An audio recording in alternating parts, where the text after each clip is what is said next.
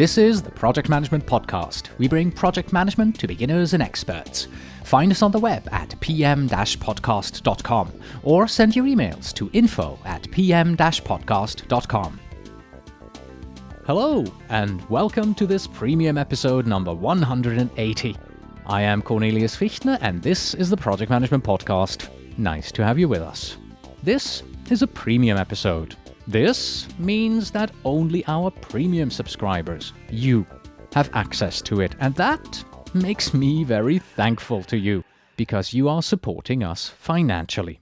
By the way, did you know that along with your premium subscription, you get a transcript of our episodes starting at episode number 136? So if there are any particular interviews that you would like to read up on, just double-click on the PDF transcript file in the software that you use to download the podcasts. It opens up and you can read it. We are continuing the Project Management Podcast Leadership Series today as well. This is the second interview that I did with Thomas Yuly, author of Leadership Principles for Project Success. If you remember, last week we learned about his 5 principles and how they work. But wouldn't it be much more interesting if Thomas told you how you actually implement these principles on your project? Well, that's what we're doing in the upcoming interview. The problem is, of course, that we cannot go through a complete project implementation cycle and discuss all those leadership principles in a 20-30-minute interview. That's why we decided to focus just on initiating a project. Don't forget that we continue to give away Thomas's book and that we will draw a winner soon. Because you're a premium subscriber, well, you're automatically entered into the drawing for one of the 2 copies. If you want to double your chances, stop by at facebook.com/pmpodcast, look for the book giveaway for Thomas Yuly's book, and simply leave a comment there. And now, let's initiate some leadership in you all. Enjoy the interview. The Project Management Podcasts feature interview. Today with Thomas Yuly, author, speaker, and consultant.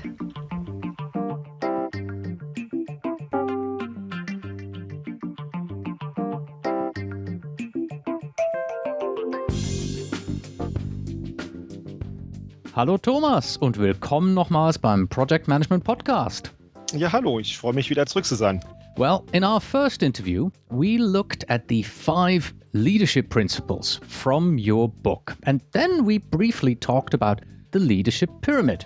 In this interview today, we want to take it one step further. We want to learn how to implement your principles. Much more interesting than just to talk about them. We won't have the time to go through a complete implementation process, obviously. So you and I decided before we started the interview that we are going to focus on the project initiation and setup. But first, before we go into that, let's talk about what you call power exercises. Why do you have power exercises in your book? Well, these exercises are basically returning exercises you can use in every project phase. And there are actually 3 power exercises, and I've just developed them over the number of years, and I found out that they are actually very simple, but also very effective. And, I really wanted to share this with the reader. That's why I call them power exercises, and they're very powerful, as you will find out. Okay, so you mentioned there are 3 of them. Let's take a look at each of them. It starts out with guided brainstorming. Yes. Well, most of us know what brainstorming is all about. There are some caveats with brainstorming, and it starts with the facilitator. Because if you do a really good brainstorming session, you have to be a master of writing down all the notes, all the ideas people are sharing. And it can easily end up in chaos because you have to say whiteboard and you don't know where to write, things because there's no more space. So what I'm proposing is that you're doing a guided brainstorming session. And the way it works is the following. You hand out cards to the people in the room, and then you ask them to write down their ideas on these cards. One card, one idea, or one problem, or one question. Really depends on the topic you want to cover. And then you give them, let's say, 2 or 3 minutes, and you only give them, let's say, a limited number of cards. So they actually have to prioritize what they want to talk, what they want to share with the other people. Then, let's say after 2, 3, or 4 or 5 minutes, you collect the cards, then you read them out loud, you categorize them with the group, and then you prioritize them. Sounds very simple, and actually it is. The thing is that, let's say, when you have only 3 or 5 cards where you want to share your experience on a project, say you are asked to say, what is it that you did not like about a project? You think, well, it's not much if I can only write down and say 5 thoughts or 5 things. Well, when you have 10 people in the room, you may end up with 50 cards, and that's a lot. And people are really astonished when they see all the cards, see on the blackboard, whiteboard, what have you, and you categorize them. Yes, there are some duplicates, but still, there's a huge amount of input you can collect within a few minutes, and that's really astonishing to quite a few people. And that's what guided brainstorming is all about. The second power exercise is called Power Workshop, Breakout and Plenum. What is that all about? Yes. Say you have a very big group of people, say about, let's say, 20 people. When you have a size of, a group size, this big, it is very difficult to to conduct a workshop where everybody gets the chance to participate, actively participate. So what you do is you divide the group into smaller breakout groups, let's say 4 to 6 people in each group, and then you ask them to split. And they say for 45 minutes or 1 hour, they talk about a very specific topic. It could be the same, could be different topic, depending on the workshop character. Then after this breakout, you ask each group to present the results to the whole audience. And you give them, let's say, 2 to 5 minutes. Again, only give them limited time. This makes them really focus on the results. And also this way, you within, 1 hour, 2 hours, you get a lot of results. Whereas if you had stayed in the big group, you could only discuss one topic. Now you have a chance to discuss 4 or 5 topics at the same time, and it's very effective. The last of your power exercises, everybody will have heard of, questionnaires, but there has to be some kind of a twist. Well, there's not really too much of a twist. It comes with preparation. Say, if let's say you want to have a power workshop or you want to have a guided brainstorming, what you really want to do is you want to prepare the participants what to expect. So say you have a list of questions you want to ask in the workshop where everybody else will be attending. But actually you hand out these questions beforehand and you give them a chance to answer these. You collect them and you also share the results with them before the workshop. And then you still have a very good foundation for the workshop. It's basically a questionnaire. Tell them what questions you will ask, what's really on your mind. And also, once you have consolidated all the results, share the results with them. This helps build rapport at the very beginning of a project, and this is very important. All right, so we have guided brainstorming, then the power workshops with breakouts and getting back together, and last but not least, the questionnaires. How do you like to use these on your projects to lead your projects? Well, I use them, and I can't say really daily, but I really like to use these very powerful, exercises throughout a project, especially in the beginning when we're talking about initiating a project, when we're talking about vision building workshops, team norming, etc. What I really like about these exercises is that you get a chance to involve the team finding a solution. So you facilitate the process, you guide, let's say, the discussion toward, given goal, but it's actually the team which is really finding the right solution. This is why it's also actually a team building exercise. Okay, so let's move on and learn how we put your pyramid into practice by looking at how we initiate and set up a project using your principles. So let's begin with the obvious question here. How important is project initiation for us? I think it's very, very important. It's actually at the very beginning of a project that you lay the foundation for the success or failure of the project. Now, sometimes there are some project managers who are assigned to a project where they are, say, given a project objectives or project charter, and then they are asked, okay, just start. Well, could very well be, but you have to realize if you try to skip this very important phase and you just try to dive into, say, project execution, you will miss very important things. You have to spend enough time, you have to invest the time to get things straight at the very beginning. So that's why, again, the initiation phase of a project is basically where you lay the foundation for the success or the failure of the project. You also recommend in the book that we begin by, and I quote, identifying and defining your playing field. Why do we do this? Yeah. Well, we have to realize that we don't exist in a vacuum. So we're always interacting with other people. And yes, you can compare it to a game. When you say you want to play soccer or football or basketball, you need to know, okay, what are the rules of the game? Because if you want to succeed, if you, in this case, and when we talk about sports, if you want to have fun, you still need to know the rules of the game. You need to know the side constraints. And talking about the project, you want to find out how much influence do you actually have?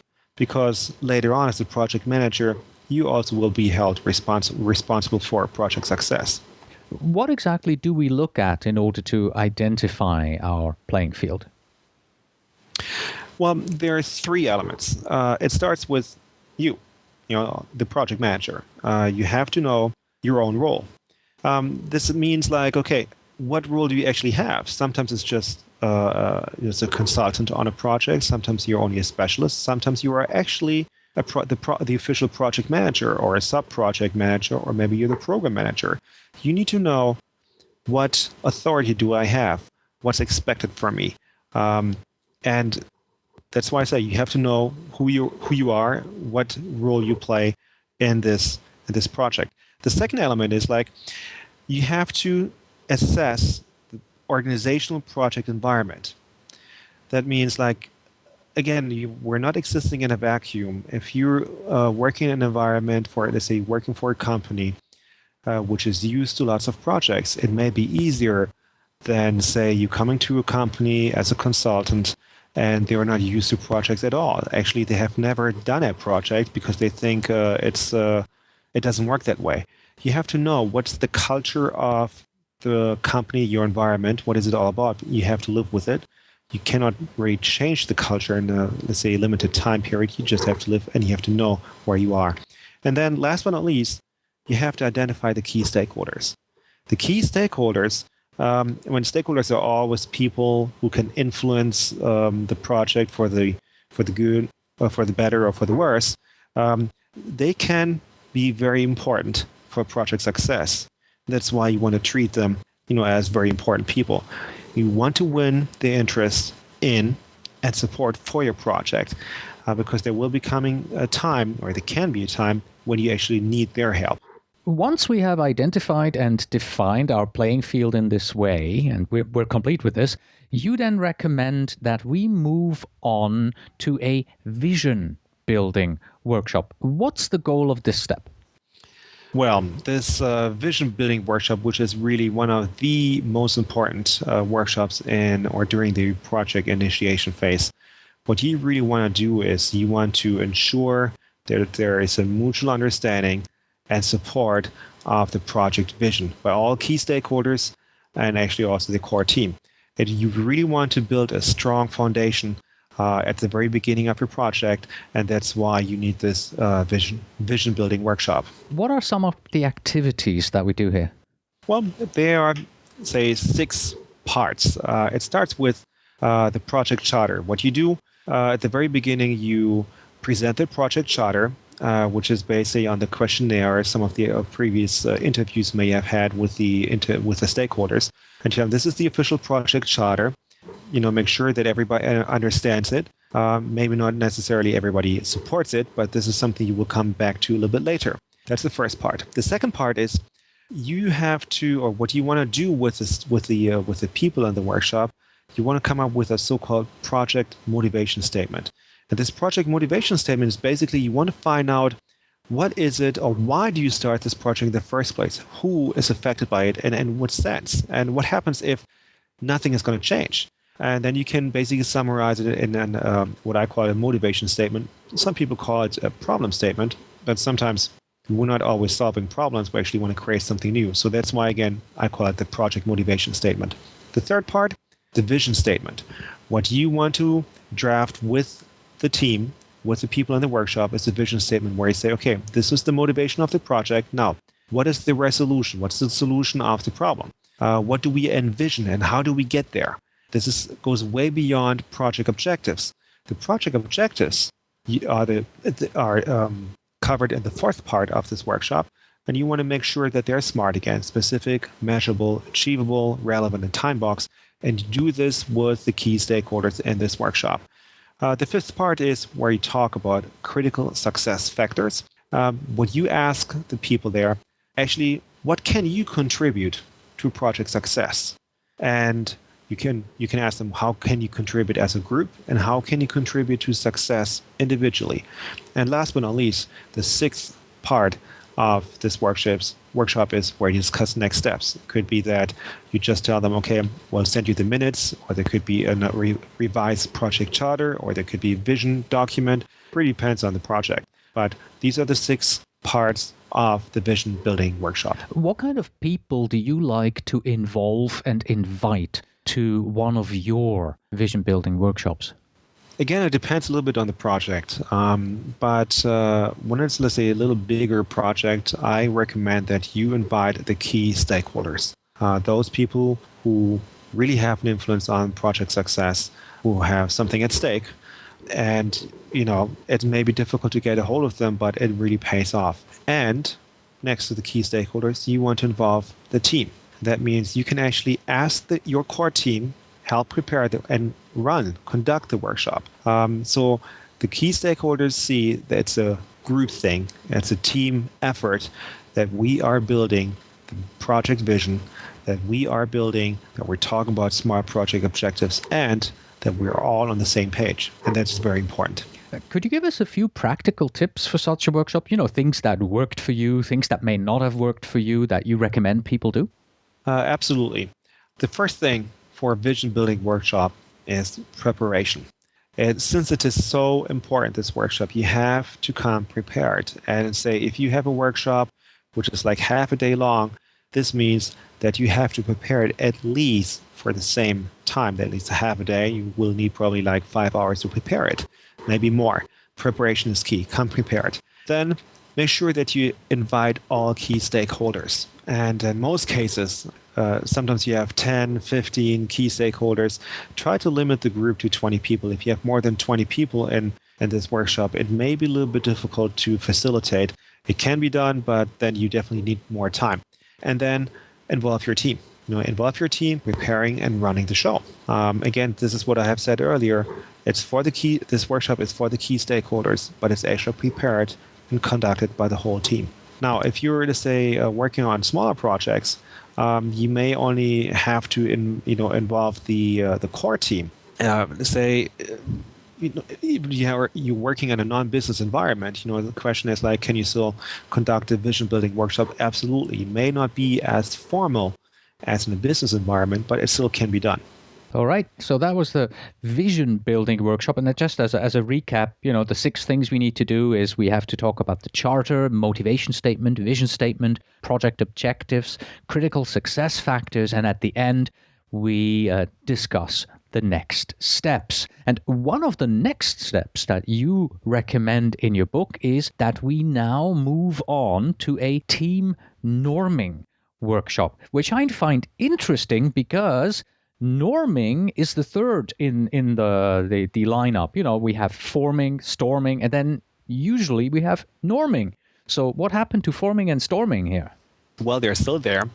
The Obviously, question is, the question is like, how can you move your team, let's say, from the forming stage to the performing stage? And this team norming workshop really helps you get there much, much faster. So some people say, well, you would conduct a norming workshop after some time. Well, I recommend do so at the very beginning. Yes, you will still have a forming phase, but it will be less, or the chances are it will be less severe, than if you don't conduct a team norming workshop.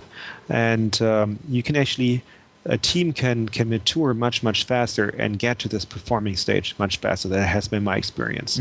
Let me ask you the same thing that I asked you about the vision building workshop. What are some of the items that we discuss to define this workshop? Yeah, what you do is you revisit the project motivation, the vision statements, talk about the objectives and the scope as has been defined in the vision building workshop. And maybe the team has already been involved in this workshop, even better. But you really just revisit the results as a foundation. Then you talk about the roles and responsibilities of each role in the project. You're not talking necessarily about individuals. You're talking about the various roles, the responsibilities. You talk about the expected results of each role. What skill set does he or she have to have? What kind of authority? Then you talk about the expectation a role can have in the team and vice versa, and the motivation. So this is when you talk about the roles and responsibilities. The third is you talk about the rules of engagement, and what you ask the team is, how can we contribute as a team to achieving the project vision, to nurture collaboration, to promote performance, to cultivate learning, and last but not least, to ensure results. How can we contribute to success? And you talk about the rules of engagement. And last but not least, next steps. You talk in this workshop, hey, when will we actually come back and revisit the results of this team norming workshop? Is it that we wait 1 week or 2 weeks or 4 or 5 weeks? You want to talk about this because chances are that you will have to adjust some of the roles and responsibilities after 4 or 5 weeks. Why? Because, what a surprise, you have just realized that you're in a storming phase and you have to re-norm again to make sure that you really arrive at the performing stage. What kind of values or results do you see that usually come out of such a team norming workshop and then translate positively into my project? Well, there are quite a few things. The value is the team norming workshop is also a team building exercise. This is the chance, this is the time when you make sure that everybody on the team and the team as a whole develops a mutual understanding of the scope of the project. And I think that is very, very important. At the same time, what you want the team to learn is that, yes, we have a number of individuals, but we really want to get, want to reap the rewards of synergy, of team magic. We want to act as one unit because then we're much stronger. So it's securing the development of the team, of a performing team, and as such, we're talking about the value is actually a team building exercise, and it's a team building exercise for a performing team. Mm-hmm. Okay, let me stop you here and take a step outside of your book right now. We've looked at identifying and defining your playing field. We talked about the vision building workshop. We just now heard about the team norming workshop. When I look at other recommendations, from other project management methodologies, we'll find similar recommendations. They may call them by different names, but it's a simple, good, solid project initiation process that we have talked about. What are we doing differently here based on your principles in order that we ensure that we are using all of this in order to lead our project and not just manage the project?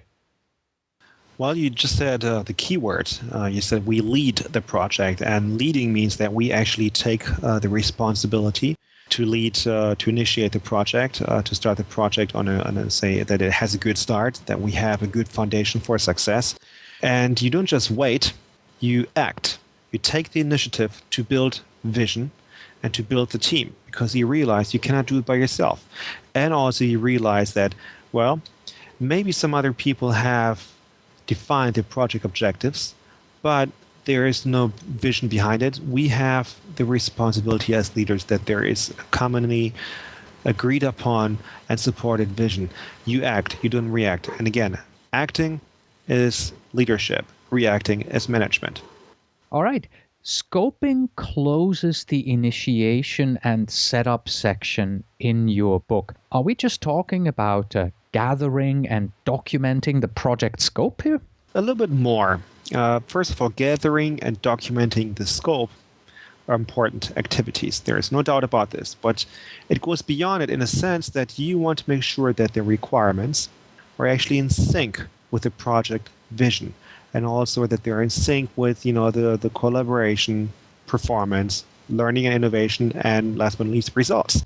You want to make sure that it is one unit. Say there may be a high-level agreement of the scope. When you talk about details of the scope, oftentimes we find out that the stakeholders have different interpretations and different expectations. So you want to make sure that, again, that we're still on the same page, that we have a very strong and solid foundation. And at least in a business setting, you want to do it in a very structured and systematic way to define and fine-tune the scope. And you want to do this at the beginning of a project, if at all possible, because, again, this sets the direction of your project and therefore also success. So what are some of the steps that you recommend that we go through in order to do that? Well, there are three steps. You gather requirements, you prioritize these requirements, and you build the plan. Let me say a few words about gathering the requirements. Sometimes we just think of requirement A, requirement B, and so on, and we forget what the end solution is going to be like. So it's important to keep the end in mind. Say when you're building a piece of software, well, you know that the software will be used by a human being. So what actually will it look like? What you want to do is you come up with so-called user stories. What kind of experience do you want them, the end user, to have? You also talk about non-functional requirements. What kind of performance do they expect? And you also talk about the various dependencies of the requirements. Next, you analyze the target infrastructure of the solution. Say, when you build a house, you want to make sure that you have the water, that there is electricity, and so on. You may just have to build a house, but you have to look, okay, what kind of infrastructure do I need for the house to be there? You also want to capture the assumptions of the requirements of the scope. Are there any open issues or any important and relevant contributions by others? Collect them, document them, make sure that people know where they are, and don't forget to tell them what's actually out of scope. Bring everything together. It has to be one solution. And so this is what gathering requirements is all about. Have it on one spot, let's say one table or one document. Just make sure that it's all in one place. So let's move on to prioritizing then. How do you personally like to prioritize requirements? This is a tricky part. It's not as easy as it may sound because when you have the requirements, there are various perspectives. I call it, say, you start with when you have a certain requirement, what it's like. So again, take software, and it's very important. Well, from what perspective?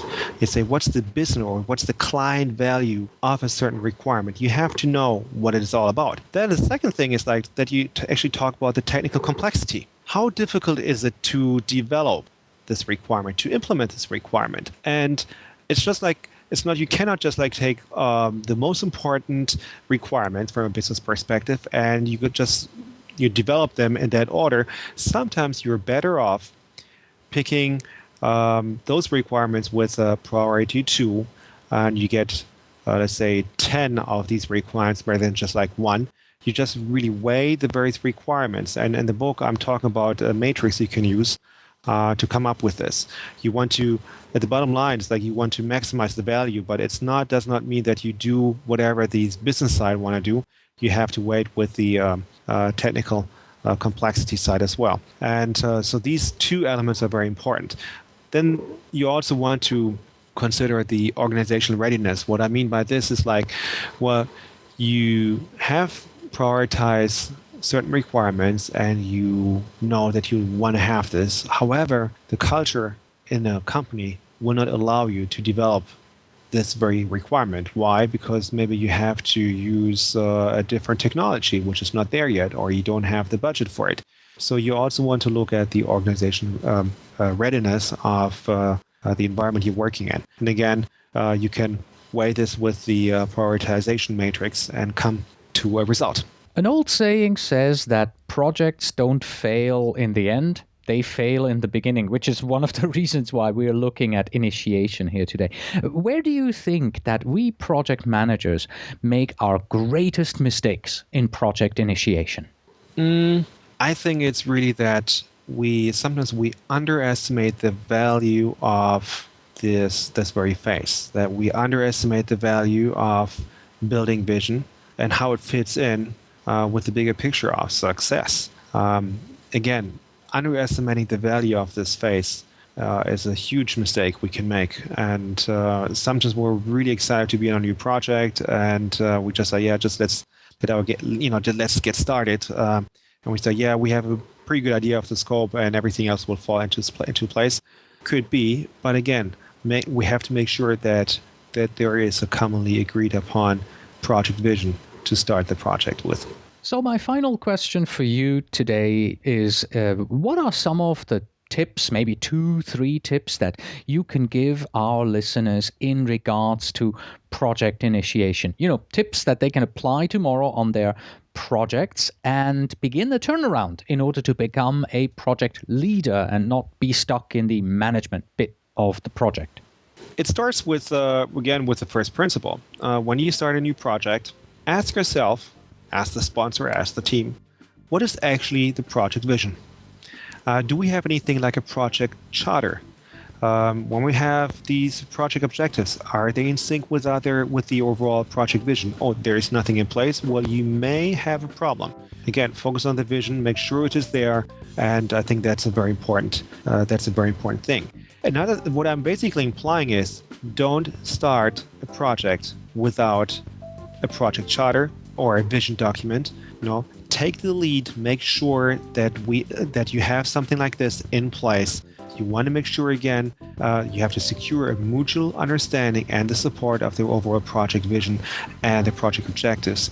You have to know that everybody is moving to the right direction. All right. Once again, the book is called Leadership Principles for Project Success, written by Thomas Juli and published by CRC Press. It is about 270 pages thick. Thomas, herzlichen Dank. Eben, gern geschehen. And that was Thomas Juli and his recommendations on how to lead during project initiation. That's it for today. Thank you very much for listening. As always, you can find us on the web at pm-podcast.com. If you are a PM who wants to become a PMP, then the easiest way to do so is with our sister podcast, the Project Management Prepcast, and study for the exam by watching over 38 hours of video training from pmprepcast.com. Please send your emails to info@pm-podcast.com, and when you write, please tell me where in the world you are writing from. And finally, we have this. Only one man in 1,000 is a leader of men. The other 999, they follow women. Until next time.